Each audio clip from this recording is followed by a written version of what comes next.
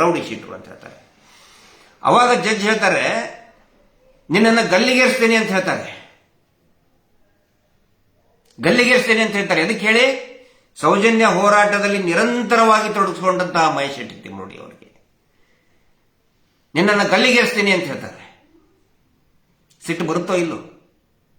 ಹಾಗಿದ್ರೆ ಈಗ ಅತುಲ್ ಸುಭಾಷ್ ಅವರು ಸಾವಿಗೆ ಶರಣಾದರು. ಈ ದೇಶದಲ್ಲಿ ನ್ಯಾಯ ಸಿಗಬೇಕಂತ ಹೇಳಿದ್ರೆ ಸಾಯ್ಬೇಕಾ? ಯಾರಾದರೂ ಸಾವಿಗೆ ಶರಣಾಗ್ಬೇಕಾ? ನೇಣು ಹಾಕೋಬೇಕಾ? ನೇಣು ಹಾಕೊಂಡು 70 ನಿಮಿಷದ ವಿಡಿಯೋ ಮಾಡಿಕೊಂಡು ಎಲ್ಲರಿಗೂ ಕಳಿಸಿದ ಮೇಲೆ ಜನ ಎದ್ದೇಳುದ? ನ್ಯಾಯಾಲಯ, ನ್ಯಾಯಾಧೀಶರು, ನ್ಯಾಯಾಂಗ ವ್ಯವಸ್ಥೆ ಎದ್ದೇಳುದ? ಎಲ್ರಿಗೂ ನಮಸ್ಕಾರ. ಇವತ್ತಿನ ದಿವಸ ಬಹಳ ಒಂದು ಸೂಕ್ಷ್ಮ ವಿಚಾರದ ಬಗ್ಗೆ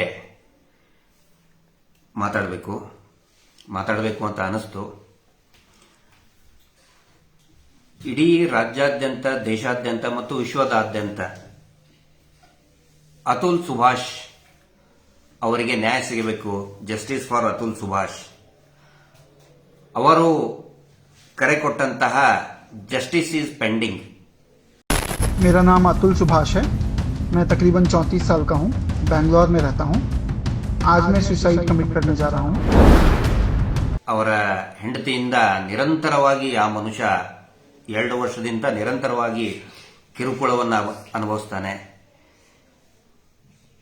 ಒಟ್ಟು 9 ಸುಳ್ಳು ಪ್ರಕರಣಗಳನ್ನ ಅವರ ಹೆಂಡತಿ ಅವನ ಮೇಲೆ ದಾಖಲು ಮಾಡ್ತಾರೆ. ಸುಳ್ಳು ಅಂದ್ರೆ ವರದಕ್ಷಿಣೆ ಕಿರುಕುಳ, ಅದು ಇದು ಅಂತೇಳಿ. ಅವ್ರ ಮೇಲೆ ಇಷ್ಟೇ ಅಲ್ಲ, ಅವರ ಮಗನ ಮೇಲೆ, 7 ವರ್ಷದ ಮಗನ ಮೇಲೆ, ಆನಂತರ ಅವರ ಅಪ್ಪ ಅಮ್ಮ ಯಾರ್ಯಾರಿದ್ದಾರೆ ಎಲ್ಲರ ಮೇಲೇನೂ ಕೂಡ ಸುಳ್ಳು ಕೇಸ್ ಹಾಕ್ತಾರೆ.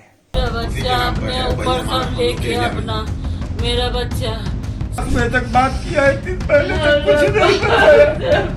Seen how 498A has been misused.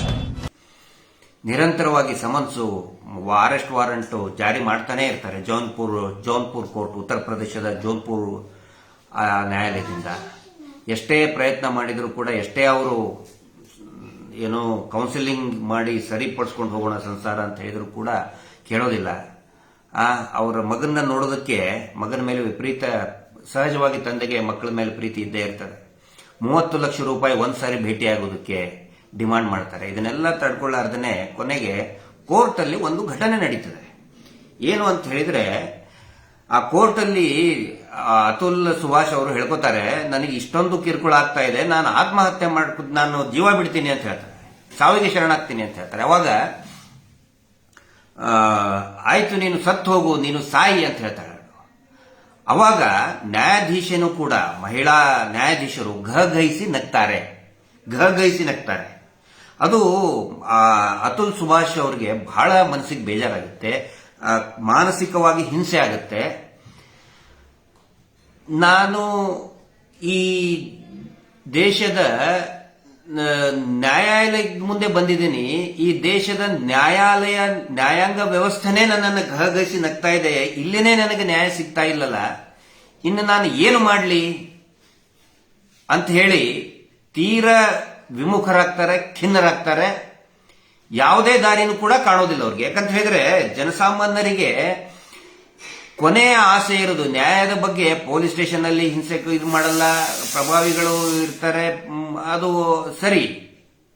ಆದ್ರೆ ಒಬ್ಬ ಜನಸಾಮಾನ್ಯನಿಗೆ, ಕಷ್ಟದಲ್ಲಿರತಕ್ಕಂತಹ ವ್ಯಕ್ತಿಗೆ ಕೊನೆಯ ಆಸೆ, ಕೊನೆಯ ಆಸರೆ ಅಂತ ಹೇಳಿದ್ರೆ ನ್ಯಾಯಾಲಯದಲ್ಲಿನೇ ಅಲ್ಲಿರ್ತಕ್ಕಂತಹ ನ್ಯಾಯಾಧೀಶರು ಸಾಯಿ ಅಂದಾಗ ಘಘೈಸಿ ನಗ್ತಾರಂತ ಹೇಳಿದ್ರೆ ಪಾಪ ಮತ್ತಿನ್ನೇನ್ ಮಾಡಬೇಕು ಜನಸಾಮಾನ್ಯರಾದವರು. ಅಷ್ಟೇ ಅಲ್ಲ, ಆ ನ್ಯಾಯಾಧೀಶ 5 ಲಕ್ಷ ರೂಪಾಯಿ ಡಿಮಾಂಡ್ ಮಾಡ್ತಾರೆ. 5 ಲಕ್ಷ ರೂಪಾಯಿ. Police station, hospital, revenue department, ಈ ದೇಶದ ಎಲ್ಲಾ ಸರ್ಕಾರಿ ಕಚೇರಿ ಒಳಗಡೆ ಲಂಚತನ ಇರೋದು ಗೊತ್ತೇ ಇದೆ. ದುಡ್ಡು ಕೊಟ್ಟರೆ ಕೆಲಸ ಆಗುತ್ತೆ, ಅದೊಂದು ನಿಯಮ ಆಗಿಬಿಟ್ಟಿದೆ. ನ್ಯಾಯಾಧೀಶರು ಕೂಡ 5 ಲಕ್ಷ ಕೇಳ್ತಾರೆ ಅಂದ್ರೆ ಪಾಪ ಎಲ್ಲಿ ಹೋಗಬೇಕು? ಹೀಗಾಗಿ 70 ನಿಮಿಷದ ತಮ್ಮ ಕೊನೆಯ ಹೇಳಿಕೆಯನ್ನ ಅದರಲ್ಲಿ ಬಹಳ ಸ್ಪಷ್ಟವಾಗಿ ಹೇಳಿದ್ದಾರೆ. ಈ ದೇಶದ ನ್ಯಾಯಾಂಗ ವ್ಯವಸ್ಥೆಯ ಬಗ್ಗೆ ಸ್ಪಷ್ಟವಾಗಿ ಹೇಳಿದ್ದಾರೆ, ಬೇಸರ ವ್ಯಕ್ತಪಡಿಸಿದ್ದಾರೆ. ಹಿಂಗಾಗಿ ಅವರ ಸಾವಿನ ನಂತರ ಇಡೀ ದೇಶ ಜಾಗೃತ ಆಗಿದೆ ಇವತ್ತು ನ್ಯಾಯಾಂಗ ವ್ಯವಸ್ಥೆಯ ವಿರುದ್ಧ. मेरे बूढ़े माता पिता और मेरे भाई पर कितने केसेस डाले गए हैं। ಆ ನ್ಯಾಯಾಧೀಶರಿಗೂ ಕೂಡ ಶಿಕ್ಷೆ ಆಗಲಿ ಅಂತ ಹೇಳಿ ಒಂದು ದೊಡ್ಡ ಮಟ್ಟದ ಧ್ವನಿ ಕೇಳಿ ಬರ್ತಾ ಇದೆ. ಅಮೆರಿಕದಲ್ಲಿನೂ ಕೂಡ ಇದು ಪ್ರತಿಧ್ವನಿಸ್ತಾ ಇದೆ. ಅವ್ರನ್ನ ಅಮೆರಿಕದ ಪ್ರೆಸಿಡೆಂಟ್ ಅವ್ರನ್ನ ಹ್ಯಾಶ್ಟ್ಯಾಗ್ ಮಾಡಿ ಕೂಡ ಜನ ನ್ಯಾಯಕ್ಕೆ ಆಗ್ರಹ ಮಾಡ್ತಾ ಇದ್ದಾರೆ. ಇಲ್ಲಿ ಈ ವಿಷಯವನ್ನು ನಾನು ಯಾಕೆ ಪ್ರಸ್ತಾಪ ಮಾಡ್ತಾ ಇದ್ದೀನಿ ಅಂತ ಹೇಳಿದ್ರೆ, ಬಹುತೇಕ ಇದೇ ರೀತಿಯಾದಂತಹ ಪರಿಸ್ಥಿತಿ ಈ ವರ್ಷ ಫೆಬ್ರವರಿ ತಿಂಗಳಿನಲ್ಲಿ ಇದೇ ರೀತಿ ಘಟನೆ ಕರ್ನಾಟಕದ ಮಾನ್ಯ ಹೈಕೋರ್ಟ್ನಲ್ಲಿ ನಡೀತು. ಆದರೆ ಅಲ್ಲಿದ್ದಿದ್ದು ಅತುಲ್ ಸುಭಾಷ್ ಅವರಿದ್ದಲ್ಲ, ಮಹೇಶ್ ಶೆಟ್ಟಿ ತಿಮ್ರೋಡಿ ಅವರಿದ್ರು ಅವ್ರ ಜಾಗಕ್ಕೆ. ಏನಾಗುತ್ತೆ, ಮಹೇಶ್ ಶೆಟ್ಟಿ ತಿಮ್ರೋಡಿ ಅವ್ರ ಮೇಲೆ ಅವರ ಒಂದು ಸುಳ್ಳು ಪ್ರಕರಣ ಬೆಳ್ತಂಗಡಿಯಲ್ಲಿ ದಾಖಲಾಗಿ ಅದು ಚರ್ಚೆಗೂ ಕೂಡ ಯೋಗ್ಯವಲ್ಲದೇ ಇದ್ರೂ ಕೂಡ ಅದು ಚರ್ಚೆಗೂ ಕೂಡ ಯೋಗ್ಯವಲ್ಲದಂತಹ ವಿಷಯ, ಅದು ಕೇಸ್. ಅದನ್ನ ಇವರು ಹೈಕೋರ್ಟಿಗೆ ತರಿಸ್ತಾರೆ. ಪ್ರಭಾವಿಗಳಲ್ಲ, ಎದುರುಗಡೆ ಇದ್ದಂಥವ್ರು ಅತ್ಯಾಚಾರಿಗಳನ್ನ ರಕ್ಷಣೆ ಮಾಡಿ ದೊಡ್ಡ ಪ್ರಭಾವಿ, ನಡೆದಾಡುವ ದೇವರು, ಏನೇನೋ ಬಾರಿ ದೇವರು ಅಂತ ಹೇಳ್ತಾರಲ್ಲ ಎಲ್ಲರೂ, ಅವರು ಅಲ್ಲಿವರೆಗೆ ತರಿಸ್ತಾರೆ ಅದನ್ನ. ಅಲ್ಲಿರ್ತಕ್ಕಂತಹ ಹೈಕೋರ್ಟ್ನಲ್ಲಿ ಈ ಅವರ ಪರವಾದಂತಹ ಅಡ್ವೊಕೇಟ್ ಏನ್ ಮಾಡ್ತಾರೆ ನೋಡಿ, ಇವನು ರೌಡಿ ಶೀಟ್ರು, ಹಾಗೆ ಹಿಂಗೆ ಕೆಟ್ಟದಾಗಿ ಅವ್ರನ್ನ ಮಹೇಶ್ ಶೆಟ್ಟರ್ನ ಸಂಬೋಧನೆ ಮಾಡ್ತಾರೆ. ಮಾಡಿ ಅವರು ರೌಡಿ ಶೀಟ್ರು ಅಂದಂಗೆ ಜಡ್ಜ್ ನಗ್ತಾನೆ ಇರ್ತಾರೆ, ಹಾ ಹಾ ಹಾ ಹಾ ಅಂತೇಳಿ. ಅಷ್ಟೇ ಅಲ್ಲ, ನೀನ್ ಎಲ್ಲಿವರೆಗೆ ಓದಿದೀಯಾ ಅಂತ ಕೇಳ್ತಾರೆ ಮಾನ್ಯ ಹೈಕೋರ್ಟ್ನ ಜಡ್ಜ್ ಸಾಹೇಬರು. ಪಾಪ ಮಹೇಶ್ ಶೆಟ್ಟರು ಕೈ ಮುಗಿದು, ಸ್ವಾಮಿ ನಾನು 7ನೇತ್ತ ಅಂತ ಹೇಳ್ತಾರೆ. ಇನ್ನೂ ಭಾಗವಹಿಸಿ ನಗ್ತಾರೆ. ನಕ್ಕು ನಿನ್ನ ಯೋಗ್ಯತೆ ಅಷ್ಟೇ ಇದೆ, you are an empty vessel make noise ಅಂತ ಇದನ್ನ ಹೈಕೋರ್ಟ್ನ ಜಡ್ಜ್ ಅವರೇ ಹೇಳ್ತಾರೆ. ಹೇಳಿ ಮತ್ತೆ ನಗ್ತಾರೆ. ಅಷ್ಟಕ್ಕೆ ಸುಮ್ಮನಾಗದೆ ಮತ್ತೆ ಇವರು ದೊಡ್ಡ ಅಡ್ವೊಕೇಟ್ ಅಲ್ಲ, ಅವರು ಪರವಾದಂತಹ ಏನು ಸೌಜನ್ಯ ಪ್ರಕರಣವನ್ನ ಪೂರ್ತಿ ಹಾಳು ಮಾಡಿದಂತಹ, ಅದನ್ನ ಏನೋ ಆ ಇಡೀ ಹೋರಾಟವನ್ನೇ ನಿಲ್ಲಿಸಬೇಕು ಅಂತ ಹೇಳಿ ಬಹಳ ತಿಪ್ಪರ್ಲಾಗ ಹೋಗಿತಾ ಇದ್ದಾರೆ. ಅವ್ರ ಅಡ್ವೊಕೇಟ್ ಹೇಳ್ತಾರೆ ಮತ್ತೆ ಒನ್ಸ್ ಅಗೇನ್ ರೌಡಿ ಶೀಟ್ರು ಅಂತ ಹೇಳ್ತಾರೆ. ಅವಾಗ ಜಡ್ಜ್ ಹೇಳ್ತಾರೆ, ನಿನ್ನನ್ನು ಗಲ್ಲಿಗೇರಿಸ್ತೇನೆ ಅಂತ ಹೇಳ್ತಾರೆ. ಅದಕ್ಕೆ ಹೇಳಿ, ಸೌಜನ್ಯ ಹೋರಾಟದಲ್ಲಿ ನಿರಂತರವಾಗಿ ತೊಡಗಿಸಿಕೊಂಡಂತಹ ಮಹೇಶ್ ಶೆಟ್ಟಿ ತಿಮ್ಮೋಡಿ ಅವರಿಗೆ ನಿನ್ನನ್ನು ಗಲ್ಲಿಗೇರಿಸ್ತೀನಿ ಅಂತ ಹೇಳ್ತಾರೆ. ಸಿಟ್ಟು ಬರುತ್ತೋ ಇಲ್ಲೋ? ಹಾಗಿದ್ರೆ ಈಗ ಅತುಲ್ ಸುಭಾಷ್ ಅವರು ಸಾವಿಗೆ ಶರಣಾದ್ರು. ಈ ದೇಶದಲ್ಲಿ ನ್ಯಾಯ ಸಿಗಬೇಕಂತ ಹೇಳಿದ್ರೆ ಸಾಯ್ಬೇಕಾ? ಯಾರಾದ್ರೂ ಸಾವಿಗೆ ಶರಣಾಗ್ಬೇಕಾ? ನೇಣು ಹಾಕೋಬೇಕಾ? ನೇಣು ಹಾಕೊಂಡು 70 ನಿಮಿಷದ ವಿಡಿಯೋ ಮಾಡಿಕೊಂಡು ಎಲ್ಲರಿಗೂ ಕಳಿಸಿದ ಮೇಲೆ ಜನ ಎದ್ದೇಳುದ? ನ್ಯಾಯಾಧೀಶರು, ನ್ಯಾಯಾಂಗ ವ್ಯವಸ್ಥೆ ಎದ್ದೇಳುದ? ಇದನ್ನ ನಾನು ಜನರ ಗಮನಕ್ಕೆ ತರ್ತಾ ಇದ್ದೀನಿ. ಅಂದ್ರೆ ಇವತ್ತು ಕೂಡ ಮಾನ್ಯ ಹೈಕೋರ್ಟ್ನಲ್ಲಿ ಏನ್ ನಡೀತು? ಸೌಜನ್ಯ ಹೋರಾಟ, ಅದಕ್ಕೆ ಏನು ಸ್ಟೇ ತಗೊಂಡು ಬಂದಿದ್ದಾರೆ ನೋಡಿ. ಇದು ಎಂತ ನಗೆಪಾಟ್ಲಿದು. ನಮ್ಮ ದೇಶದ ಸಂವಿಧಾನದಲ್ಲಿ ಅತ್ಯಾಚಾರದ ವಿರುದ್ಧ ಧ್ವನಿ ಎತ್ತಿದ್ರೆ ಅದಕ್ಕೆ ಸ್ಟೇ ತಗೊಂಡು ಬರ್ತಾರೆ. ನಿರಂತರ ಕೊಲೆಗಳಾಗಿದೆ. ಇದನ್ನ ಹೈಕೋರ್ಟೇ ಸುಮೋಟೋ ತಗೋಬಹುದಾಗಿತ್ತು, ತಗೊಂಡಿಲ್ಲ. ಆದ್ರೆ ಆ ಕೇಸಿನ ಸಂಬಂಧಪಟ್ಟಂತೆ ಏನೋ ಒಂದು ವಿಚಾರಣೆ ಇತ್ತು, 1 ತಿಂಗಳು ಮುಂದೆ ಹಾಕ್ತಾರೆ. 1 ತಿಂಗಳು, next date 13 date by date, ತಾರೀಖ್ ಪೇ ತಾರೀಖ್. ಯಾಕಂತ ಹೇಳಿದ್ರೆ ಪ್ರಕರಣ ಇರೋದೇನೋ, ವಿಷಯ ನಮ್ಮ ಪ್ರೇಯರ್ ಇರೋದೇನೋ, ಪ್ರಾರ್ಥನೆ ಇರೋದೇನೋ, ನಮಗೆ ಹೋರಾಟ ಮಾಡೋದಕ್ಕೆ ಅವಕಾಶ ಮಾಡಿಕೊಡಿ. ಮಹೇಶ್ ಶೆಟ್ಟಿ ತಿಮ್ಮರೋಡಿ ಅವ್ರು ಏನ್ ಹೇಳ್ತಾ ಇದ್ದಾರೆ? ನನ್ನ ಬಾರ್ ಅಂಡ್ ರೆಸ್ಟೋರೆಂಟ್ ನಿಂತು ಹೋಗಿದೆ, ನನಗೆ ವ್ಯಾಪಾರ ಆಗ್ತಾ ಇಲ್ಲ, ಅದಕ್ಕೆ ಸ್ಟಾರ್ಟ್ ಮಾಡಿಸಿ ಅಂತ ಹೇಳ್ತಾ ಇದ್ದಾರ? ಅಥವಾ ನಂದು ಮಾಲ್ ಇದೆ, ಮೊನ್ನೆ ಇದು ಮಾಲ್ ಆಫ್ ಏಷ್ಯಾದವನು ಅಲ್ಲಿ ಹೇಳಿದ್ರಲ್ಲ, ನಂದು ಮಾಲ್ ಆಫ್ ಏಷ್ಯಾ, ನನ್ನ ಸಿಕ್ಕಾಪಟ್ಟೆ ಅದು ವ್ಯವಹಾರ ಆಗೋದು ನಿಂತೋಗಿದೆ ಸ್ವಾಮಿ, ಅದನ್ನ ಸ್ಟೇ ತೆರವುಗೊಳಿಸಿ. ಅಥವಾ ನನ್ನ ಅಂಗಡಿ ಮುಚ್ಚಿ ಹೋಗಿದೆ, ಅದನ್ನೇನು ಹೇಳಿಲ್ಲಲ್ಲ. ಆ ಹೆಣ್ಮಗಳಿಗೆ ನ್ಯಾಯ ಸಿಗಬೇಕು. ಅಷ್ಟೇ ಅಲ್ಲ, ಧರ್ಮಸ್ಥಳ ಅನ್ನುವಂತಹ ಪವಿತ್ರ ಕ್ಷೇತ್ರದಲ್ಲಿ 100 ಹೆಣ್ಣುಮಕ್ಕಳು ಕಾಣೆಯಾಗಿದ್ದಾರೆ, ಅತ್ಯಾಚಾರಕ್ಕೆ ಒಳಗಾಗಿದ್ದಾರೆ, ಕೊಲೆ ಆಗಿದೆ. ಅದರ ವಿರುದ್ಧ ನಾವು ಮಾತಾಡ್ತೀವಿ, ಮಾತಾಡೋದಕ್ಕೆ ಅವಕಾಶ ಕೊಡಿ ಸ್ವಾಮಿ ಅಂತ ಕಳೆದ 1 ವರ್ಷದಿಂದ ಗೋಗರಿತಾ ಇದ್ದಾರೆ. 1 ವರ್ಷದಿಂದ ತಾರೀಖ್ ಪೇ ತಾರೀಖ್. ಈಗ ಮತ್ತೆ ಇನ್ನೊಂದು ಡೇಟ್. ಆಕ್ಚುಲಿ ಡೇಟ್ ಇದ್ದಿದ್ದು ನಾಳೆ 13ನೇ ತಾರೀಕಿಗೆ. 13ನೇ ತಾರೀಕಿನ ಡೇಟ್ ಅನ್ನ ಪ್ರಿಪೋನ್ ಮಾಡಿಸ್ಕೋತಾರೆ. ಅಂದ್ರೆ ನಿನ್ನೆ ದಿಢೀರ್ನೆ ಸರ್ಕಾರಿ ರಜೆ ಘೋಷಣೆ ಆಗಿರೋದಕ್ಕೆ ಇಮಿಡಿಯೇಟ್ ಆಗಿ ಇವತ್ತು ಡೇಟ್ ಕೊಡ್ತಾರೆ. ಇವತ್ತು ಡೇಟ್ ಕೊಟ್ಟು 1 ತಿಂಗಳ ಮುಂದೂಡ್ತಾರೆ. ಏನಿದ್ರ ರಹಸ್ಯ? ಯಾಕೆ ಹಿಂಗಾಗ್ತಾ ಇದೆ? ನಾನು ಕೇಳ್ತಾ ಇದ್ದೀನಿ, ನ್ಯಾಯ ಬೇಕು ಅಂತ ಹೇಳಿದ್ರೆ ಎಲ್ಲರೂ ಅತುಲ್ ಸುಭಾಷ್ ಅವ್ರ ತರಾನೇ ಸಾವಿಗೆ ಶರಣಾಗಬೇಕಾ? 70 ನಿಮಿಷದ ವಿಡಿಯೋ ಮಾಡಿ ಈ ದೇಶದಲ್ಲಿ ನ್ಯಾಯ ಸಿಗಬೇಕು, ಜಸ್ಟಿಸ್ ಇಸ್ ಪೆಂಡಿಂಗ್ ಅಂತ ಹೇಳೋದಕ್ಕೆ ಒಬ್ಬ ವ್ಯಕ್ತಿ ಬಲಿಯಾಗಬೇಕಾ? ಇದು ನನ್ನ ಪ್ರಶ್ನೆ. ಎಲ್ಲರೂ ಕೂಡ ಇದನ್ನು ವಿಚಾರ ಮಾಡಿ. ಇದು ಒಂದೇ ಅಲ್ಲ, ನಾನು ಈ ಸೌಜನ್ಯ ಪ್ರಕರಣದಲ್ಲಿ ಏನೇನಾಗ್ತಾ ಇದೆ ಅನ್ನೋದನ್ನ ಕಾನೂನಲ್ಲಿ ಎಲ್ಲವನ್ನೂ ವಿವರಿಸಿ ಹೇಳ್ತಾ ಇದ್ದೀನಿ. ಯಾಕಂತ ಹೇಳಿದ್ರೆ ನಾವು ಯಾವುದನ್ನು ಕೂಡ ಮುಚ್ಚಿಟ್ಕೊಳ್ತಾ ಇಲ್ಲ. ಪಾರದರ್ಶಕವಾಗಿ ಎಲ್ಲವೂ ಕೂಡ ಜನರ ಮುಂದೆ ಇಡ್ತಾ ಇದ್ದೀವಿ. ಇದೊಂದು ಜನರ ಹೋರಾಟ, ಜನಸಾಮಾನ್ಯರ ಹೋರಾಟ. ಇದು ಎಲ್ಲವನ್ನು ಕೂಡ ತೆರೆದಿಡ್ತಾ ಇದ್ದೀನಿ. ಏನೇನು ನಡೀತಾ ಇದೆ? ಮೊನ್ನೆ ಮತ್ತೆ ಸೌಜನ್ಯ ಹೇಳ ಪೋಸ್ಟರ್ ಹಾಕೋಬಾರ್ದು ಅಂತ ಹೇಳಿ ಇವರೊಂದು ಪೋಸ್ಟರ್ ತಂದಿದ್ದಾರೆ. ಪ್ರಕರಣ ಆದ ತಕ್ಷಣನೇ ದೊಡ್ಡ ಮಟ್ಟದ ಪ್ರತಿಭಟನೆ ಆಗ್ಬೇಕಾದ್ರೆ ಇವ್ರು ಏನಂತ ಹೇಳಿದ್ರು? ಧರ್ಮೋದ್ಯಮಿಗಳು ನಡೆದಾಡುವ ಟಾಕಿಂಗ್ ಅಂಡ್ ಏನದು ವಾಕಿಂಗ್ ದೇವರು ಅಂತ ಹೇಳ್ತಾರಲ್ಲ, ಏನಂತ ಹೇಳಿದ್ರು ಅವರು?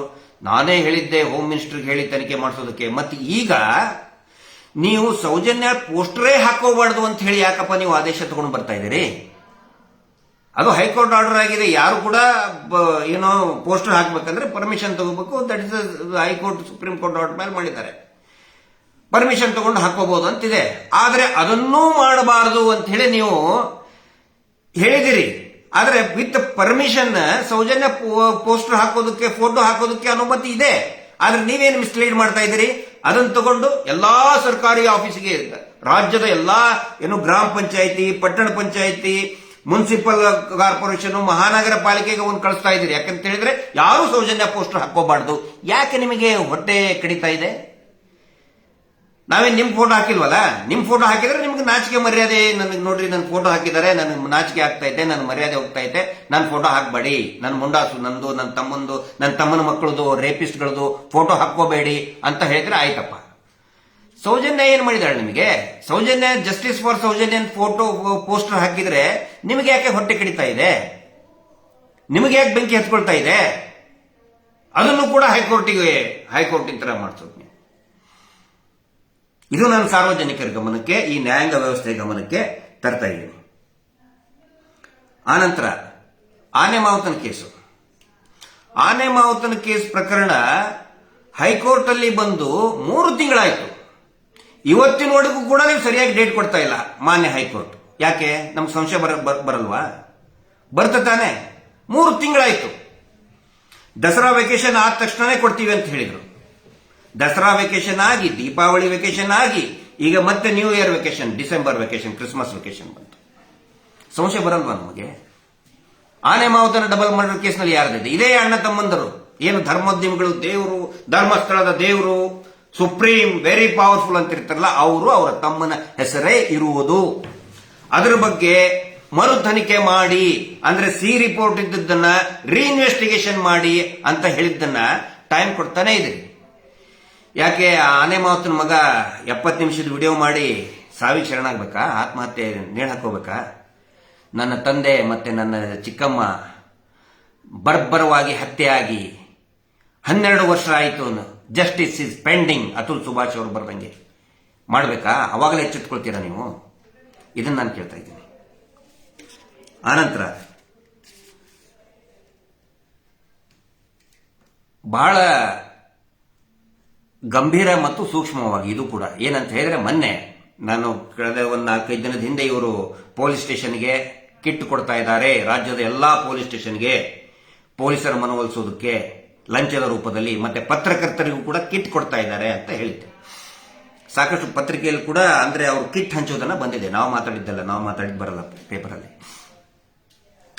ಇವರು ಮೊನ್ನೆ ಕರ್ನಾಟಕದ ಹೈಕೋರ್ಟಿನ ನ್ಯಾಯಾಧೀಶರಿಗೆ ಆಯುಷ್ ಮತ್ತು ಇವರ ಬಡ್ಡಿ ದಂಧೆ ಇದೆಯಲ್ಲ, ಮೀಟರ್ ಬಡ್ಡಿ ದಂಧೆ ಇದೆಯಲ್ಲ, ಮೀಟರ್ ಬಡ್ಡಿ ಕಮಿಷನ್ ದಂಧೆ, ಕಮಿಷನ್ ಟ್ರಸ್ಟ್ ಇದೆಯಲ್ಲ, ಅದರ ವತಿಯಿಂದ ಹೈಕೋರ್ಟ್ನ ನ್ಯಾಯಾಧೀಶರಿಗೆ ಮೆಡಿಕಲ್ ಚೆಕಪ್. ಏನಿದ್ರ ಅರ್ಥ?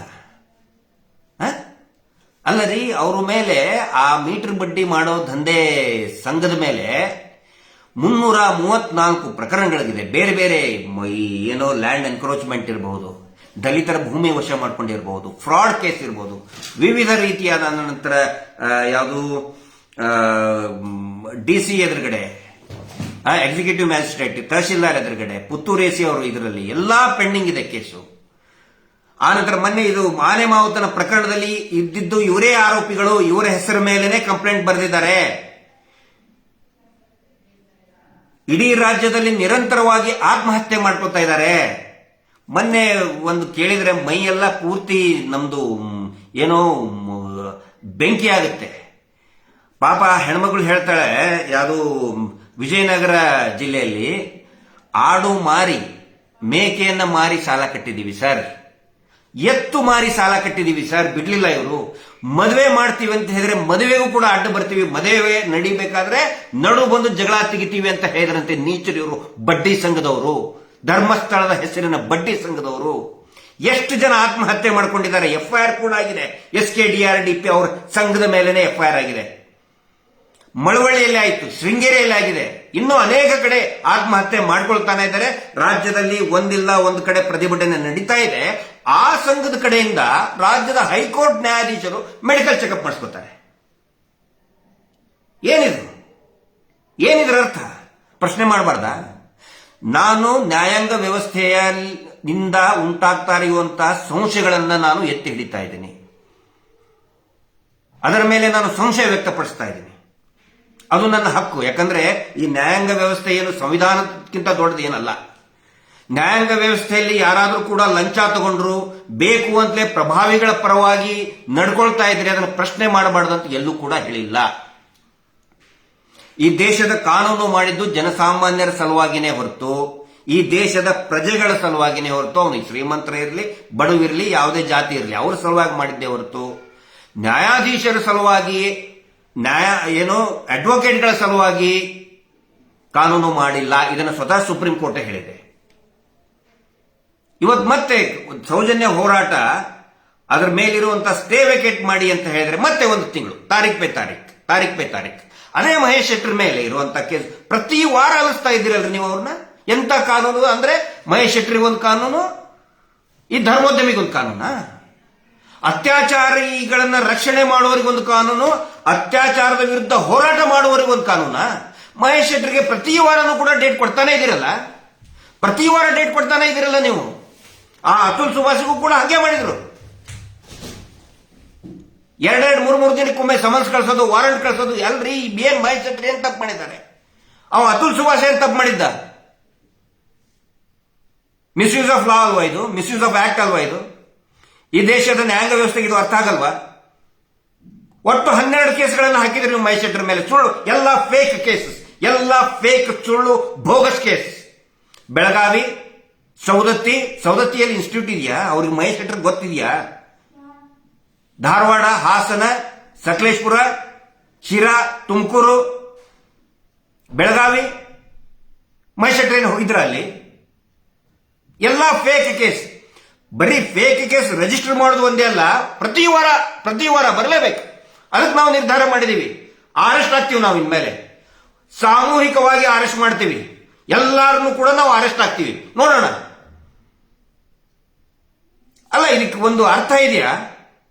ಇವತ್ತು ಸೌಜನ್ಯ ಹೋರಾಟ ಅದನ್ನು ವೆಕೇಟ್ ಮಾಡಿ ಹೋರಾಟಕ್ಕೆ ಒಂದು ಅನುಕೂಲ ಮಾಡಿಕೊಡಿ ಸಂವಿಧಾನದ ಅಡಿಯಲ್ಲೇನೆ ನಾವು ಕೇಳ್ತಾ ಇದ್ದೀವಿ. ಮತ್ತೆ ಒಂದು ತಿಂಗಳು ಪೋಸ್ಟ್ಪೋನ್ ಮಾಡ್ರಿ ಅರೆಸ್ಟಿನ ಮೇಲೆ. ಸಾಮೂಹಿಕವಾಗಿ ನಾವು ಅರೆಸ್ಟ್ ಆಗ್ತೀವಿ, ರೆಡಿ ಆಗಿದ್ದೀವಿ. ನ್ಯಾಯಾಧೀಶರಿಗೆ ಇದು ಅರ್ಥ ಆಗ್ತಾ ಇಲ್ವಾ? ಮಾಧ್ಯಮದಲ್ಲಂತೂ ಬರುವುದೇನೆ ಯಾವುದು ಕೂಡ ನೋಡಿ. ಇಲ್ಲಿ ಈ ಸುಭಾಷ್ ಪ್ರಕರಣ ಯಾಕೆ ಇಷ್ಟು ಗಂಭೀರತೆ ಪಡ್ಕೊಳ್ತಾ ಇದೆ ಅಂತ ಹೇಳಿದ್ರೆ, ಎಲ್ಲ ನ್ಯಾಷನಲ್ ಚಾನೆಲ್ ಮಾತಾಡೋಕೆ ಪ್ರಾರಂಭ ಮಾಡಿದ್ರು. State channel, national papers, state news papers, print media ಮಾತಾಡೋಕೆ ಸ್ಟಾರ್ಟ್ ಆಯ್ತು. ಇಲ್ಲಿ ಮಾತಾಡೋದೇನೆ ಇಲ್ಲ. ಬಹಳ ಚೆನ್ನಾಗಿ ಗೊತ್ತಿದೆ ಇವರಿಗೆ ಏನೇನಂತಂದ್ರೆ, ಒಂದು ಪೊಲೀಸ್ ಕಿಟ್ ಕೊಡೋದು, ಯಾಕಂತ ಹೇಳಿ ಇವ್ರ ಮೇಲೆ ಪ್ರಕರಣ ದಾಖಲೆ ಮಾಡಬಹುದು. ಕಿಟ್, ಇವರ ಹಗರಣಗಳನ್ನ ಬರಿಬಾರ್ದು ಅಂತ ಹೇಳಿ ಪತ್ರಕರ್ತರಿಗೆ ಕಿಟ್, ಯಾವ ಪ್ರಸಾರನೂ ಆಗೋದಿಲ್ಲ. ಒಂದು ವೇಳೆ ನ್ಯಾಯಾಧೀಶರು, ಯಾಕಂದ್ರೆ ಒಂದು ಪ್ರಕರಣದಲ್ಲಿ ಮೊನ್ನೆ SKDRDP ಮೇಲೆ ಕ್ರಮ ಕೈಗೊಳ್ಳ್ರಿ ಅಂತ ಹೇಳಿ ನ್ಯಾಯಾಲಯದ ಆದೇಶದ ಮೇಲೆ ಪೊಲೀಸ್ ಇಲಾಖೆನೇ ಇದನ್ನ ಮಾಡಿದೆ. ಅವಾಗ ಇವರಿಗೆ ಬಿಸಿ ತಟ್ಟಿದೆ. ಈಗ ಹಿಂಗಾಗಿ ನ್ಯಾಯಾಧೀಶರಿಗೂ ಕಿಟ್. ಮೆಡಿಕಲ್ ಚೆಕಪ್ ನಾನು ಕೇಳ್ತಾ ಇದ್ದೀನಿ, ಮೆಡಿಕಲ್ ಅಲೌನ್ಸ್ ಬರಲ್ವಾ? ಮೆಡಿಕಲ್ ಫೆಸಿಲಿಟಿ ಇಲ್ವಾ ನ್ಯಾಯಾಂಗ ವ್ಯವಸ್ಥೆಯಲ್ಲಿ? ನ್ಯಾಯಾಧೀಶರಿಗೆ, ಹೈಕೋರ್ಟ್ ಜಡ್ಜ್ಗಳಿಗೆ ನಾನು ಕೇಳ್ತಾ ಇದ್ದೀನಪ್ಪ, ನನಗೆ ಗೊತ್ತಿಲ್ಲ, ದಯವಿಟ್ಟು ಹೇಳಿ. ಅದು ಆನಂತರ ಬೆಂಗಳೂರಿನಲ್ಲಿ ಮೆಡಿಕಲ್ ಚೆಕಪ್ ಮಾಡಿಸುವಂತ ಬೇರೆ ಸಂಘಟನೆಗಳಿಲ್ವಾ? ರೋಟರಿ ಇದೆ, ಲಯನ್ಸ್ ಕ್ಲಬ್ ಇದೆ, ಕನ್ನಡ ಪರ ಸಾಕಷ್ಟು ಸಂಘಟನೆಗಳಿದೆ, ಸೀನಿಯರ್ ಸಿಟಿಸನ್ ಸಂಘಗಳಿದೆ ಮೆಡಿಕಲ್ ಚೆಕಪ್ ಮಾಡಿಸೋದಕ್ಕೆ. ಅದೆಲ್ಲ ಬಿಟ್ಟು ಮೀಟರ್ ಬಡ್ಡಿ ದಂಧೆ ಮಾಡುವಂತಹ ಒಂದು ಸಂಘಕ್ಕೆ ನೀವು ಎಂಟ್ರಿ ಹೇಗೆ ಕೊಟ್ರಿ ಅಂತ ಕೇಳ್ತಾ ಇದ್ದೀನಿ ನಾನು. ಹೈಕೋರ್ಟ್ನವರು ಹೇಗೆ ಎಂಟ್ರಿ ಕೊಟ್ರಿ? ನಾಳೆ ದಾವೂದ್ ಇಬ್ರಾಹಿಂನು ಮಾಡ್ತಾನ್ರಿ, ಮಾಡಿಸ್ಕೊತೀರಾ? ದಾವೂದ್ ಇಬ್ರಾಹಿಂನು ಕಿಟ್ ಕೊಡ್ತಾನೆ ಪೊಲೀಸರಿಗೆ. ದಾವೂದ್ ಇಬ್ರಾಹಿಂನು ಮೆಡಿಕಲ್ ಚೆಕಪ್ ಮಾಡಿಸ್ತಾನೆ, ಒಪ್ಕೋತೀರಾ ನೀವು? ದಾವೂದ್ ಇಬ್ರಾಹಿಂ ಎಷ್ಟು ಕೊಲೆಗಡಕ ಇದ್ದಾನೆ, ಅದಕ್ಕಿಂತ 100 ಪಟ್ಟು ಕೊಲೆಗಡಕರಿದ್ದಾರೆ. ಅದು ನಾವು ದೇವಸ್ಥಾನದ ಅಧಿಕಾರಿ ಅಂತ ಹೇಳ್ಕೊಂಡು 100 ಕೊಲೆಗಳನ್ನ ಮಾಡಿ ಅತ್ಯಾಚಾರಿಗಳನ್ನ ರಕ್ಷಣೆ ಮಾಡಿದ್ದಾರೆ. ಅವ್ರ ಕಡೆಯಿಂದ ನೀವು ಮೆಡಿಕಲ್ ಚೆಕಪ್ ಮಾಡಿಸ್ಕೊತಿರಲ್ಲ, ಪ್ರಶ್ನೆ ಮಾಡಬಾರ್ದ? ಕಂಟೆಂಪ್ಟ್ ಆಯ್ತು. ಈ ನಾನು ಏನ್ ಮಾತಾಡ್ತಾ ಇದ್ದೀನಲ್ಲ, ದಯವಿಟ್ಟು ಇದನ್ನ ನೀವು ಪೆನ್ ಡ್ರೈವ್ ಅಲ್ಲಿ ಹಾಕಿ ಎಲ್ಲಾ ನ್ಯಾಯಾಧೀಶರಿಗೂ ಕೊಡಿ. ಎಲ್ಲಾ ಈ ದೇಶದ ನ್ಯಾಯಾಂಗ ವ್ಯವಸ್ಥೆ, ರಾಜ್ಯದ ನ್ಯಾಯಾಂಗ ವ್ಯವಸ್ಥೆ ನೋಡ್ಲಿ ಅಂತಾನೆ ನಾನು ಈ ವಿಡಿಯೋನ ಮಾಡ್ತಾ ಇದ್ದೀನಿ. ದಯವಿಟ್ಟು ಪೆನ್ ಡ್ರೈವ್ ಮಾಡಿ, ಒಬ್ಬರಿಗಲ್ಲ ಎಲ್ಲರಿಗೂ ಕೂಡ ಹಂಚಿ ಪೆನ್ ಡ್ರೈವ್ ಮಾಡಿ. ದಯವಿಟ್ಟು ನನಗೆ ಉತ್ತರ ಕೊಡಿ. ಮೀಟರ್ ಬಡ್ಡಿ ನಡೆಸ್ತಾ ಇರುವಂತಹ 100 ಆರೋಪ ಇರುವಂತಹ ಆ ಮೀಟರ್ ಬಡ್ಡಿ ದಂಧೆ, ಧರ್ಮಸ್ಥಳದ ಹೆಸರಿನಲ್ಲಿ ಮೀಟರ್ ಬಡ್ಡಿ ದಂಧೆ ಮಾಡಿ 100 ಜನ ಸಾಯ್ತು ಹೋಗಿದಾರಲ್ಲ, ಅವರ ಕಡೆಯಿಂದ ಮೆಡಿಕಲ್ ಚೆಕಪ್ ಕ್ಯಾಂಪ್ ಮಾಡಿಸುವಂತ ಅವಶ್ಯಕತೆ ಹೈಕೋರ್ಟ್ಗೆ ಏನಿತ್ತು? ಅವ್ರನ್ನ ಹೇಗೆ ಎಂಟ್ರಿ ಮಾಡ್ಕೊಂಡ್ರಿ? ಇದಕ್ಕೆ ದಯವಿಟ್ಟು ಉತ್ತರ ಕೊಡಬೇಕೆಲ್ಲರೂ. ಮತ್ತೆ ಹೆಂಗ್ ಬರ್ತಾರೆ ಹೇಳಿ? ಸತ್ತಂತವ್ರು ಎಲ್ಲಾ ಕಡೆ ಕಂಪ್ಲೇಂಟ್ ಆಗ್ತಾ ಇದೆ ಅವ್ರ ಮೇಲೆ, ಎಲ್ಲಾ ಪೊಲೀಸ್ ಸ್ಟೇಷನ್ ನಲ್ಲಿ ಕೂಡ ಕಂಪ್ಲೇಂಟ್ ಆಗ್ತಾ ಇದೆ. ನ್ಯಾಯಾಧೀಶರೇ ಅವ್ರ ಕಡೆಯಿಂದ ಮೆಡಿಕಲ್ ಚೆಕಪ್ ಮಾಡಿಸ್ಕೊಂಡ್ರೆ ನಿಮ್ಮ ಹತ್ರ ಯಾಕೆ ಬರಬೇಕು? ಹೆಂಗೆ, ಯಾವ ನಂಬಿಕೆ ಇಟ್ಕೊಂಡು ನ್ಯಾಯಾಲಯದಲ್ಲಿ ಹೆಜ್ಜೆ ಇಡಬೇಕು? ಪೆನ್ ಡ್ರೈವ್ ಮಾಡಿ, ಬೇಕಾದ್ರೆ ಕೇಸ್ ಹಾಕ್ರಿ, ನನ್ನನ್ನು ಅರೆಸ್ಟ್ ಮಾಡಿ. ಕಂಟೆಂಪ್ಟ್ ಅಂತ ಹೇಳಿ ನಾನು ಕಂಟೆಂಪ್ಟ್ ಮಾಡ್ತಾ ಇಲ್ಲ. ಯಾವಾಗ ನ್ಯಾಯಾಧೀಶರು ನಮ್ಮ ಅನೇಕ ವಿಡಿಯೋಗಳನ್ನು ನಾವೇ ವೈರಲ್ ಮಾಡ್ತಾ ಇರ್ತೀವಿ. ಒಳ್ಳೊಳ್ಳೆ ನ್ಯಾಯಾಧೀಶರು ಒಳ್ಳೊಳ್ಳೆ ತೀರ್ಪುಗಳನ್ನು ಕೊಟ್ಟಾಗ, ಒಬ್ಬ ಮಹಿಳಾ ನ್ಯಾಯಾಧೀಶರು ಫೇಕ್ ವರದಕ್ಷಿಣೆ ಕಿರುಕುಳ ಅಥವಾ ಮತ್ತೆ ಕಂಪೆನ್ಸೇಷನ್ ತಿಂಗಳಿಗೆ 6 ಲಕ್ಷ ಕೊಡಬೇಕಂದ್ರೆ ಬಹಳ ಚೆನ್ನಾಗಿ ಮಾತಾಡಿದ್ದಾರೆ. ನಾವು ವೈರಲ್ ಮಾಡ್ತಿರ್ತೀವಿ, ನಮ್ಗೆ ಅಭಿಮಾನ ಇದೆ. ಈ ದೇಶದ ಜನಸಾಮಾನ್ಯರು ಪೊಲೀಸರನ್ನ, ನ್ಯಾಯವಾದಿಗಳನ್ನ ಮತ್ತು ನ್ಯಾಯಾಧೀಶರನ್ನ ದೇವರು ಅಂತ ತಿಳ್ಕೊತಾರೆ. ನಾವು ಕೂಡ ಹಾಗೆ ತಿಳ್ಕೊಂಡಿದ್ದೀವಿ. ದೇವರು ಸಮಾನ ಅಲ್ಲ, ದೇವರೇ. ಆದ್ರೆ ಆ ದೇವರಿಂದ ನ್ಯಾಯ ವಿಳಂಬ ಆದಾಗ ನಾವು ಯಾರ ವಿರುದ್ಧ ಮಾತಾಡಬೇಕು? ನ್ಯಾಯ ಯಾರಿಗೆ ಕೇಳಬೇಕು ನಾವು? ಮಹೇಶ್ ಶೆಟ್ಟಿ ತಿಮ್ಮರೋಡಿ ಏನೋ 70 ನಿಮಿಷದ ವಿಡಿಯೋ ಮಾಡಿ ಈ ಸಾವಿಗೆ ಶರಣಾಗುವಂತ ಮನುಷ್ಯ ಅಲ್ಲ. ಎಲ್ಲರನ್ನೂ ಕೂಡ ಪ್ರಶ್ನೆ ಮಾಡ್ತಾರೆ, ತಿರುಗಿ ಬೀಳ್ತಾರೆ ಅವರು. ಅಣ್ಣಪ್ಪ ಸ್ವಾಮಿನ ದಿಗ್ಬಂಧನ ಮಾಡಿಟ್ಟು ಏನ್ ಮಾಡೋದು, ಏನೇನೋ ನೀವು ಒಳಗಡೆ ತಂತ್ರ ಮಾಡ್ತಾ ಇದ್ದೀರಿ, ಅದು ನಿಮಗೆ ಗೊತ್ತು. ಅಲ್ಲಿರುವಂತಹ ತುಳುನಾಡಿನ ಇವರಿಗೆ ಎಕ್ಸ್ಪರ್ಟ್ಗಳಿಗೆ ಗೊತ್ತು, ನಮ್ಗೆ ಸಬ್ಜೆಕ್ಟ್ ಗೊತ್ತಿಲ್ಲ. ಆದ್ರೆ ಹೇಳ್ತಾರೆ ದಿಗ್ಬಂಧನ ಮಾಡಿಟ್ಟಿದ್ದಾರೆ. ಆದ್ರೆ ಅದೇ ಅಣ್ಣಪ್ಪ ಸ್ವಾಮಿ ಮಹೇಶ್ ಶೆಟ್ಟಿ ತಿಮ್ಮರೋಡಿ ಅವರ ರೂಪದಲ್ಲಿ, ಜನರ ರೂಪದಲ್ಲಿ ಇವತ್ತು ಎದ್ದು ನಿಂತಿದ್ದಾನೆ. ಇದನ್ನ ಈ ಧರ್ಮೋದ್ಯಮಿಗಳು ಅರ್ಥ ಮಾಡ್ಕೋಬೇಕು. ನ್ಯಾಯಾಂಗ ವ್ಯವಸ್ಥೆಯನ್ನು ಕೂಡ ಅರ್ಥ ಮಾಡ್ಕೋಬೇಕು. ಒಂದು ನ್ಯಾಯಪರ ಹೋರಾಟವನ್ನ ಮೀಡಿಯಾದಲ್ಲಿ ಕೂಡ ಹೇಳಿ ಮಾಧ್ಯಮದವರು ಮಾತಾಡಬಾರದು. ಇವತ್ತು ಅದೇ ಇತ್ತು, ಅದೇ ವಿಷಯನೇ ಇತ್ತು. ಯಾಕೆ ಮಾಧ್ಯಮದವ್ರಿಗೆ ಸ್ಟೇ ವಿಕೆಟ್ ಮಾಡ್ಕೊಳಕ್ಕಾಗಲ್ವಾ? ಆನಂತರ ಈ ಮಹೇಶ್ ಶೆಟ್ರು ಮಾತಾಡಬಾರ್ದು ಅಂತ ಸ್ಟೇ ಇರೋದು ಯಾರ ಮೇಲೆ? ಸ್ಟೇ ಇರೋದು ಸೀನಿಯರ್ ಆಫೀಸರ್ಸ್ ಮೇಲೆ. ಯಾಕೆ ಸೀನಿಯರ್ ಆಫೀಸರ್ಸ್ ಸ್ಟೇ ವಿಕೆಟ್ ಮಾಡ್ಕೊಳಕ್ಕಾಗಲ್ವಾ? ಯಾಕೆ ಎಲ್ಲರೂ ಸೇರಿ ನಾಟಕ ಆಡ್ತಾ ಇದ್ದಾರೆ? ಸೌಜನ್ಯ ಅಂತಂದ್ರೆ ಯಾಕೆ ಇಷ್ಟೊಂದು ಭಯ ಬೀಳ್ತಾ ಇದೆ ಎಲ್ರಿಗೂ? ಸೌಜನ್ಯ ಹೋರಾಟ ಅಂದ್ರೆ ಯಾಕೆ ನಡ್ಕ ಶುರು ಆಗ್ತಾ ಇದೆ? ಇದು ಜನಸಾಮಾನ್ಯರ ಗಮನಕ್ಕೆ, ನ್ಯಾಯಾಂಗ ವ್ಯವಸ್ಥೆ ಗಮನಕ್ಕೆ ನಾನು ತರ್ತಾ ಇದ್ದೀನಿ. ನಾವು ಇಲ್ಲಿ ನಿಂದನೆ ಮಾಡೋದಲ್ಲ. ಅಗಳು ಹೇಳಿದ್ನಲ್ಲ, ಗಲ್ಲಿಗೇರ್ತೀನಿ ಅಂತ ಹೇಳಿದಂತ ಜಡ್ಜ್ ಸಾಹೇಬರು ಯಾರು ಗೊತ್ತಾ? ಅದನ್ನ ನಾನು ಹೇಳೋದು ಮರ್ತಿದ್ದೆ. ಯಾವ ಜಡ್ಜ್ ಸಾಹೇಬರು ಅಂತ ಹೇಳಿದ್ರೆ, ಸೌಜನ್ಯ ಸಾಮೂಹಿಕ ಅತ್ಯಾಚಾರ ಮತ್ತು ಕೊಲೆ ಪ್ರಕರಣದಲ್ಲಿ ನೈಜ 3 ಜನ ಆರೋಪಿತರು, ನಿಜವಾಗ್ಲೂ ಕೂಡ ಆರೋಪಿತರು, ಅವ್ರ ಮೇಲೆ ತನಿಖೆನೇ ಮಾಡಬಾರದು ಅಂತ ಆದೇಶ ಮಾಡಿದಂತಹ ಯಾವ ನ್ಯಾಯಾಧೀಶರು ಅದೇ ನ್ಯಾಯಾಧೀಶರು ಮಹೇಶ್ ಶೆಟ್ಟಿ ತಿಮ್ರೋಡಿ ಅವ್ರನ್ನ ಕರೆದು ನಿನ್ನನ್ನು ಗಲ್ಲಿಗೇರಿಸ್ತೇನೆ ಅಂತ ಹೇಳ್ತಾರೆ. ಹೆಂಗ್ ನಂಬೇಕು ನಾವು ನ್ಯಾಯಾಂಗ ವ್ಯವಸ್ಥೆಯನ್ನ? ಯಾರಿಗೆ ಕೇಳ್ಬೇಕು ನಾವು ನ್ಯಾಯವನ್ನ? ಸಂಶಯ ಬರುತ್ತೆ ತಾನೆ? ನಾನು ಸಂಶಯ ವ್ಯಕ್ತಪಡಿಸ್ತಾ ಇದ್ದೀನಿ ಸ್ವಾಮಿ, ಸಂಶಯ ವ್ಯಕ್ತಪಡಿಸ್ತಾ ಇದ್ದೀನಿ ನಾನು. ಯಾವ ಒಬ್ಬ ನ್ಯಾಯಾಧೀಶರು ಸೌಜನ್ಯದ ನಿಜವಾದ ಆರೋಪಿಗಳನ್ನ ತನಿಖೆ ಮಾಡಬಾರ್ದು ಅಂತ ಆದೇಶ ಮಾಡಿದಂಥವ್ರು ಮಹೇಶ್ ಶೆಟ್ಟರ್ಗೆ ಗಲ್ಲಿಗೇರಿಸ್ತೀನಿ, ನೀನು ಏನೋ uneducated fellow, empty vessel makes noise ಅಂತ ಹೇಳಿ ಗಹಗಹಿಸಿ ನಿಗ್ತಾರೆ ಅಂತ ಹೇಳಿದ್ರೆ ಅವ್ರ ಮೇಲೆ ನಮ್ಗೆ ಸಂಶಯ ಬರಬೇಕು ಬೇಡ? ಅದನ್ನ ನಾವು ಪ್ರಶ್ನೆ ಮಾಡ್ತೀವಿ ಇಂಡಿವಿಜುವಲ್. ಆಮೇಲೆ ನಮ್ಗೆ ಹೇಳಿದ್ರು ಬೇಡ ಅದನ್ನ ಏನು ಹೈಕೋರ್ಟ್ ರಿಜಿಸ್ಟ್ರಿ ಆಫೀಸ್ನಲ್ಲಿ ನಾನೇ ಹಾಕಿದ್ದೆ ಅದನ್ನ, ನಾನು ಅದರದ್ದು ವಿಡಿಯೋ ಕೊಡಿ ಅಂತೇಳಿ ಕೊಡ್ಲಿಲ್ಲ ನಮಗೆ. ಅದನ್ನ ಮತ್ತೆ ನೆಕ್ಸ್ಟ್ ಕೋರ್ಟಲ್ಲಿ ನನ್ನ ಮೇಲೆ ಆರೋಪ ಮಾಡ್ತಾನೆ. ಅವರು ಒಬ್ಬವನಿದ್ದಾನೆ, ಅವರು ಭಯಂಕರ ಈ ಏನೋ ಮಾಸ್ಟರ್ ಮೈಂಡ್, ಕ್ರಿಮಿನಲ್ ಮೈಂಡ್. ಅವ್ನು ಹೇಳ್ತಾನೆ ಯಾರೋ ಒಬ್ಬನ police officer, I don't know whether ಈ ಸಸ್ಪೆಂಡೆಡ್ ಆರ್ ಹಿ ರಿಸೈನ್ ಅಂತ. ನಾನು ನಿನ್ನ ಅಡ್ರೆಸ್ ಕೊಡು, ನಾನು ಕಳಿಸ್ತೇನೆ ಪೊಲೀಸ್ ಇಲಾಖೆ ಅಂತ. ನಾನು ರಿಸೈನ್ ಮಾಡಿದ್ದೀನೋ ಇಲ್ಲೋ ಅಂತ ನಿನ್ನ ಮನೆಗೆ ಕಳಿಸ್ತೇನೆ. ನಾನು ರಿಸಿಗ್ನೇಷನ್ ಅಕ್ಸೆಪ್ಟ್ ಆಗಿದೆಯೋ ಇಲ್ಲ ಅಂತ ನಿನ್ನ ಮನೆಗೆ ಕಳಿಸ್ತೀನಿ. ನಾವು ವಿಡಿಯೋ ಕೇಳಿದ್ವಿ, ಅದನ್ನ ಹೈಕೋರ್ಟ್ ನಲ್ಲಿರೋ ವಿಡಿಯೋ ಕೇಳಿದ್ವಿ. ಅವಾಗ ನಮಗೂ ಕೂಡ ಅಡ್ವೈಸ್ ಮಾಡಿದ್ರು, ನೋಡಿ ಪರ್ಸನಲಿ ತಗೋಬೇಡಿ ಅಂತ ಹೇಳಿದ್ರೆ ನಾವು ಸುಮ್ಮನಾದ್ವಿ. ಆಯ್ತು, ನಮಗೆ ಜಡ್ಜಸ್ಗಳ ಮೇಲೆ ಪರ್ಸನಲ್ ದ್ವೇಷ ಇಲ್ಲ, ನ್ಯಾಯಾಧೀಶರ ಮೇಲೆ ಪರ್ಸನಲ್ ದ್ವೇಷ ಖಂಡಿತ ಇಲ್ಲ. ಆದರೆ ಮಹೇಶ್ ಶೆಟ್ಟರ್ ಮೇಲೆ ನಿರಂತರವಾಗಿ ಡೇಟ್ ಕೊಡ್ತಾನೆ ಇದ್ದೀರಿ. ಆದರೆ ಧರ್ಮೋದ್ಯಮಿಗಳ ವಿರುದ್ಧ ಕೇಸ್ ಇದಾವಲ್ಲ, ಆನೆ ಮಾವುತ ಕೇಸು, ಹೌದು, ಲಾಂಗ್ ಡೇಟ್ ಕೊಡ್ತಾನೆ ಇದ್ರಿ. ಮಹೇಶ್ ಶೆಟ್ಟರ್ ಮೇಲೆ ಪ್ರತಿ ವಾರ ಕೊಡ್ತಾ ಇದ್ರಿ ನೀವು. ಪ್ರತಿ ವಾರಕ್ಕೊಂದು ಸಮನ್ಸು ಇಲ್ಲ ಅಂತ ಹೇಳಿದ್ರೆ SP ಅವ್ರಿಗೆ ಹೇಳಿ ಪೊಲೀಸರು ಮನೆಗೆ ಕಳಿಸ್ತೀರ. ಆದ್ರೆ ಇವ್ರ ಮೇಲೆ ಇದೆಯಲ್ಲ ಕೇಸು, ತಿಂಗಳ ಯಾಕಪ್ಪ ಪೋಸ್ಟ್ಪೋನ್ ಮಾಡ್ತಾ ಇದ್ರಿ? ಸಂಶಯ ಬರುತ್ತೆ ತಾನೆ? ಆ ಸಂಶಯವನ್ನು ಸಾರ್ವಜನಿಕವಾಗಿ ವ್ಯಕ್ತಪಡಿಸ್ತಾ ಇದ್ದೀನಿ. ಯಾಕಂತ ಹೇಳಿದ್ರೆ ಮಾಧ್ಯಮಗಳು ಈ ವಿಷಯ ಮಾತಾಡ್ತಾನೆ ಇಲ್ಲ. ಬಡ್ಡಿ ದಂಧೆ ವಿರುದ್ಧ ಮಾತಾಡಬಾರ್ದು ಅಂತ ಯಾವುದೇ ಆದೇಶ ಇಲ್ಲ. ಆನೆ ಮಾವುತನ ಕೇಸ್ ಬಗ್ಗೆ ಮಾತಾಡಬಾರ್ದು ಅಂತ ಯಾವುದೇ ಆದೇಶ ಇಲ್ಲ. ಆ ನೇತ್ರಾವತಿ ತೀರದಲ್ಲಿ ಆದಂತಹ ಕೊಲೆಗಳ ಬಗ್ಗೆ ಮಾತಾಡಬಾರದು ಅಂತ ಯಾವುದೇ ಆದೇಶ ಇಲ್ಲ. ಅದು ಕೂಡ ಮಾತಾಡ್ತಾ ಇಲ್ಲ. ಹಿಂಗಾಗಿ ನಾವು ಗಂಟ್ಲ ಹಾಕೊಳ್ತಾ ಇದ್ದೀವಿ. ಏನು ಅತುಲ್ ಸುಭಾಷ್ ಅವ್ರ ಪ್ರಕರಣ ಆಯ್ತು, ಅವರಿಗೆ ನ್ಯಾಯ ಸಿಗಲಿ, ಅವ್ರ ಜೊತೆಗೆ ನಾವಿದ್ದೀವಿ. ನ್ಯಾಯ ಸಿಗಲಿ ಅಂತ ಹೇಳಿದ್ರೆ ತೀರ್ಕೊಂಡ್ಬಿಟ್ರು ಅವರು. ಜಸ್ಟಿಸ್ ಇಸ್ ಪೆಂಡಿಂಗ್ ಅಂದ್ರೆ ಈ ದೇಶದ ಕಾನೂನು ವ್ಯವಸ್ಥೆಯನ್ನ ಹೇಳಿ ಹೋಗಿದ್ದಾರೆ. ನ್ಯಾಯ ಸಿಗಬೇಕು, ನನ್ನಂತಹ ನೊಂದಂತವರಿಗೆ ನ್ಯಾಯ ಸಿಗಬೇಕು ಅಂತ. ಇಲ್ಲಿಯೂ ಕೂಡ ನಾನು ಕೊನೆದಾಗೂ ಕೇಳ್ತಾ ಇದ್ದೀನಿ, ನ್ಯಾಯ ಸಿಗಬೇಕು ಅಂತ ಹೇಳಿದ್ರೆ ಯಾರಾದರೂ ಸಾವಿಗೆ ಶರಣಾಗಬೇಕಾ? ನಾವು ಯಾರು ಕೂಡ ಸಾವಿಗೆ ಶರಣಾಗುವಂತವ್ರಲ್ಲ. ದಿಟ್ಟತನದಿಂದ ಎದುರಿಸ್ತೇವೆ. ಯಾರೇ ನಾವೇನಾದ್ರೂ ತಪ್ಪು ಮಾಡಿದ್ರೆ ಮಾಡಿ ಶಿಕ್ಷೆ ಮಾಡಿ. ನಮಗೆ ನಾವು ಹೇಳಿದ್ದೀವಿ, ಎಷ್ಟೋ ಸಾರಿ ಹೇಳಿದ್ದೇವೆ, ಕರೆಸ್ರಿ ನಮ್ಮನ್ನ, ಕೇಳಿ.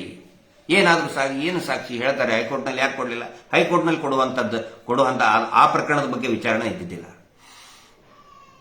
ನಮ್ಮಿಂದ ತಪ್ಪಾಗಿದ್ರೆ ನಮಗೆ ಶಿಕ್ಷೆ ಮಾಡಿ, ಶಿಕ್ಷೆ ಕೊಡಿ. ಆದ್ರೆ ವಿನಾಕಾರಣ ಒಂದು ಹೋರಾಟ ನಿಲ್ಲಿಸೋದಕ್ಕೆ ಇಷ್ಟೊಂದು ತಂತ್ರಗಾರಿಕೆ ಮಾಡ್ತಾ ಇದ್ದೀರಿ. ಒಂದು ಗೊತ್ತಿರಲಿ, ಯಾವ ಕಾರಣಕ್ಕೂ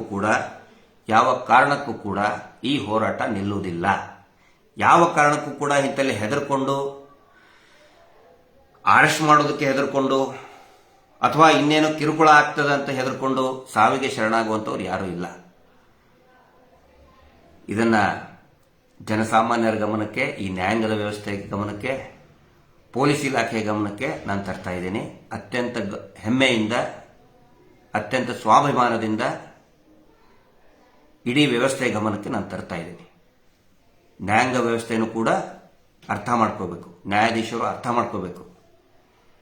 ನೀವು ಮನಸ್ಸು ಮಾಡಿದ್ರೆ ಸುಮೋಟೋ ತಗೊಳ್ಳೋದು 1 ಗಂಟೆ ಕೆಲಸ. ನೇತ್ರಾವತಿ ತೀರದಲ್ಲಿ ನಡೆದಂಥ ಅತ್ಯಾಚಾರ, ಕೊಲೆಗಳ ಬಗ್ಗೆ ಮೊನ್ನೆ ತಾನೇ ಒಂದು ವಿಷಯ ಗೊತ್ತಾಯ್ತು ನಮಗೆ. 3 ವರ್ಷದ ಹಿಂದೆ ಕುಂದಾಪುರದಿಂದ ಧರ್ಮಸ್ಥಳಕ್ಕೆ ಹೋದಂತ ಒಂದು ಮಗು ಅಲ್ಲಿನೇ ಮ್ಯಾಚೂರ್ಡ್ ಆಯಿತು, ಮೈ ನೇರ್ತು ಅಂತ ಹೇಳಿ ಅಲ್ಲೇ ಇಟ್ಕೊಂಡಿದ್ದಾರೆ. ಆ ಹುಡುಗಿಯ ತಂದೆ ತಾಯಿ ಕೇಳಕ್ ಹೋದ್ರೆ ವಾಪಸ್ ಕೊಟ್ಟಿಲ್ಲ. ಪೊಲೀಸ್ ಸ್ಟೇಷನ್ ಕಂಪ್ಲೇಂಟ್ ಕೊಟ್ರೆ ದೊಡ್ಡವ್ರು ಕೇಳ್ರಿ ಅಂತ ಹೇಳಿ ಧರ್ಮಸ್ಥಳದ ಪೊಲೀಸರು ಹೇಳಿ ಕಳಿಸ್ತಾರೆ, ನಾವು ಪ್ರಕರಣ ದಾಖಲು ಮಾಡುವುದಿಲ್ಲ ಅಂತ ಹೇಳಿ ಆ ಹುಡುಗಿಯ ತಂದೆಗೆ ಹೆದರ್ಸಿ ಕಳಿಸ್ತಾರೆ. ಇಲ್ಲಿ ನೀವು ಕೇಸ್ ರಿಜಿಸ್ಟರ್ ಮಾಡಬಾರ್ದು, ಮಾಡಕ್ ಬರೋದಿಲ್ಲ, ಹೋಗ್ರಿ ದೊಡ್ಡವ್ರ ಹತ್ರ. ದೊಡ್ಡವ್ರಂದ್ರೆ ಪೇಟ ಹಾಕೊಂಡು ಕುಂತಿರ್ತಾರಲ್ಲ ಅಲ್ಲಿ, ಅವರು ಮುಂಡಾಸು ಹಾಕೊಂಡು ಕುಂತಿರ್ತಾರಲ್ಲ ಅವ್ರು ಹೇಳ್ತಾರೆ, ಇಲ್ಲ ನಿನ್ನ ಮಗಳನ್ನ ನಾವು ಕೊಡೋದಿಲ್ಲ ಅಂತ ಹೇಳ್ತಾರೆ. ಇವತ್ತಿಗೂ ಕೂಡ ದ್ಯಾಟ್ ಗರ್ಲ್ ಈಸ್ ಮಿಸ್ಸಿಂಗ್. ನಮ್ಗೆ ಕೇಳ್ತಾರಲ್ಲ, ಎಲ್ಲಿದೆ ಅವ್ರ ವಿರುದ್ಧ ಕಂಪ್ಲೇಂಟು? ಮೇನ್ ಸ್ವಿಚ್ ಆಫ್ ಮಾಡಿಬಿಟ್ಟಿರ್ತಾರೆ ಇವರು. ಮೇನ್ ಸ್ವಿಚ್ ಅಂದ್ರೆ ಪೊಲೀಸ್ ಸ್ಟೇಷನ್, ಪೊಲೀಸರೇ ಕಂಪ್ಲೇಂಟ್ ತಗೊಳ್ಳಿಲ್ಲ ಅಂದ್ರೆ ಇನ್ಯಾರ ಹತ್ರ ಹೋಗ್ಬೇಕು? ನ್ಯಾಯಾಲಯಕ್ಕೆ ಹೋಗ್ಬೇಕಾ? ನ್ಯಾಯಾಲಯಕ್ಕೆ ಕೊಡ್ತಾ ಇದಾರಲ್ಲ ಕಿಟ್ಟು. ಈಗ ನೆಕ್ಸ್ಟ್ ರಾಷ್ಟ್ರಪತಿನ ಕರೆಸ್ತಾರಂತೆ. ರಾಷ್ಟ್ರಪತಿಗಳನ್ನ, ಯಾಕಂತ ಹೇಳಿದ್ರೆ ಪ್ರೆಸಿಡೆಂಟ್ ಆಫೀಸೇ ಅಲ್ವಾ ಇಡೀ ನ್ಯಾಯಾಧೀಶರದ ಪೋಸ್ಟಿಂಗು ಎಲ್ಲ ನೋಡ್ಕೊಳ್ಳೋದು, ಪ್ರಮೋಷನ್ ಪೋಸ್ಟಿಂಗು ಎಲ್ಲ ಇದನ್ನೇ ಆಗುತ್ತೆ, ಪ್ರೆಸಿಡೆಂಟ್ ಆಫೀಸೇ. ಈಗ ರಾಷ್ಟ್ರಪತಿಗಳನ್ನೇ ಕರ್ಸೋರು ಈಗ ಅನೌನ್ಸ್ ಮಾಡಿಬಿಟ್ಟಿದ್ದಾರೆ. ಹಿಂಗಾಗಿ ಯಾವ ನ್ಯಾಯಾಧೀಶರು ಕೂಡ ಬಿಡಪ್ಪ ನಮಗೆ ಯಾಕೆ ಅಂತ ಸುಮ್ಮನೆ ಇರ್ತಾರೆ. ನ್ಯಾಯ ಯಾರಿಗೆ ಕೇಳಬೇಕು? ಇದಕ್ಕೆ ಉತ್ತರ ಕೊಡಿ. ಹೋರಾಟ ಯಾವತ್ತಿಗೂ ಕೂಡ ನಿಲ್ಲೋದಿಲ್ಲ. ಗಟ್ಟಿಯಾಗಿ ನಿರಂತರವಾಗಿ ನಮ್ಮ ಧ್ವನಿ ನಾವು ಎತ್ತುತ್ತಾನೆ ಇರ್ತೀವಿ. ಮುಂದೆ ನೋಡೋಣ ಏನಾಗುತ್ತೆ. ಇಷ್ಟು ಇದ್ರ ಬಗ್ಗೆ ಸಾಧ್ಯ ಆದಷ್ಟು ಜನರಿಗೆ ದಯವಿಟ್ಟು ಸಾಧ್ಯ ಆದಷ್ಟು ಈ ರಾಜ್ಯದ ಮೂಲೆ ಮೂಲೆಗೂ ಕೂಡ ಈ ವಿಷಯವನ್ನು ತಿಳಿಸಿ, ಶೇರ್ ಮಾಡಿ, ಫಾರ್ವರ್ಡ್ ಮಾಡಿ. ಅನೇಕ ಯೂಟ್ಯೂಬ್ಗಳು, ಅನೇಕ ಫೇಸ್ಬುಕ್ನಲ್ಲಿರುವಂಥ ಆಕ್ಟಿವಿಸ್ಟ್ಗಳು ಇದರ ಬಗ್ಗೆ ಮಾತಾಡ್ತಾ ಇದ್ದಾರೆ. ನಾವೇನು ಮಾತಾಡ್ತಾ ಇದ್ದೀವಿ ಯೂಟ್ಯೂಬ್ಗಳ ಬಗ್ಗೆ, ದಯವಿಟ್ಟು ಎಲ್ರಿಗೂ ಕೂಡ ಇದನ್ನು ಶೇರ್ ಮಾಡಿ. ನ್ಯಾಯಾಂಗ ವ್ಯವಸ್ಥೆ ಒಳ್ಳೆಯದಾದರೆ ಅದ್ರ ಬಗ್ಗೆ ನಾವು ಹೊಗಳ್ತೀವಿ, ದೇವರು ಅಂತ ನಾವು ಹಾಡಿ ಹೊಗಳ್ತೀವಿ. ಆದರೆ ಯಾವಾಗ ನ್ಯಾಯಾಂಗ ವ್ಯವಸ್ಥೆಯಲ್ಲಿನೇ ಸಂಶಯಗಳು ಬಂದಾಗ ಆ ಸಂಶಯಗಳನ್ನು ಸಾರ್ವಜನಿಕವಾಗಿ ವ್ಯಕ್ತಪಡಿಸೋದು ನಮ್ಮ ಸಂವಿಧಾನಬದ್ಧ ಹಕ್ಕು ಅಂತ ಹೇಳ್ತಾ ಇವತ್ತಿನ ಮಾತನ್ನು ಮುಗಿಸ್ತಾ ಇದ್ದೀನಿ. Justice for subject.